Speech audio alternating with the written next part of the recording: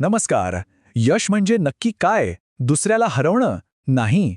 विचार क्रांती दर्शन आपल्याला यशाचा एक पूर्णपणे वेगळा, एक रचनात्मक मार्ग दाखवतं. चला, आज आपण यशाची हीच काही मूलभूत तत्व समजून घेऊया. सुरुवातच करूया पंडित श्रीराम शर्मा आचार्य यांच्या एका खूप शक्तिशाली विचाराने. हा विचार खरं तर यशाकडे बघण्याचा आपला दृष्टिकोनच बदलून टाकतो.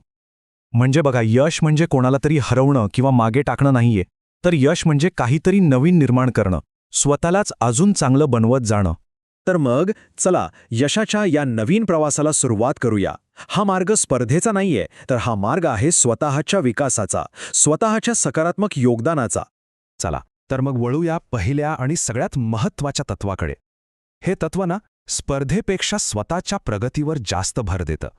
म्हणजे यश मिळवण्यासाठी दुसऱ्याला कमी लेखण्याची काहीच गरज नाहीये. किती सुंदर कल्पना आहे नाही का?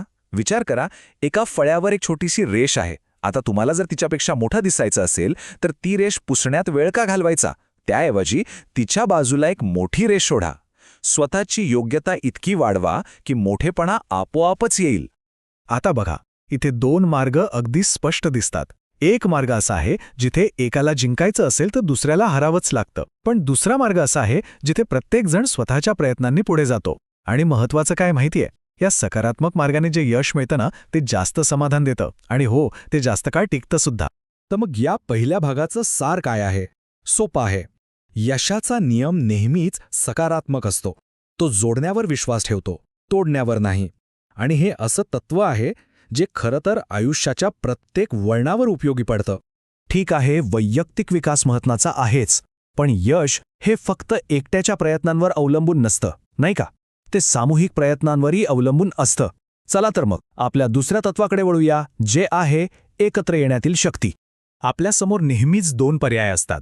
एकतर एकमेकांशी संघर्ष करत बसायचं किंवा एकमेकांना सहकार्य करायचं. आणि या दोन पर्यायांचे परिणाम किती वेगवेगळे असू शकतात हे पाहण्यासारखं आहे. हे उदाहरण किती सोपं आणि जबरदस्त आहे पहा. जेव्हा दोन हात एकमेकांवर आदळतात तेव्हा काय होतं? त्यांची सगळी ऊर्जा वाया जाते. परिणाम शून्य. पण तेच दोन हात जेव्हा एकत्र येतात तेव्हा त्यांची शक्ती फक्त दुप्पट नाही होत, तर अनेक पटींनी वाढते. हीच तर आहे संघटनेची ताकद.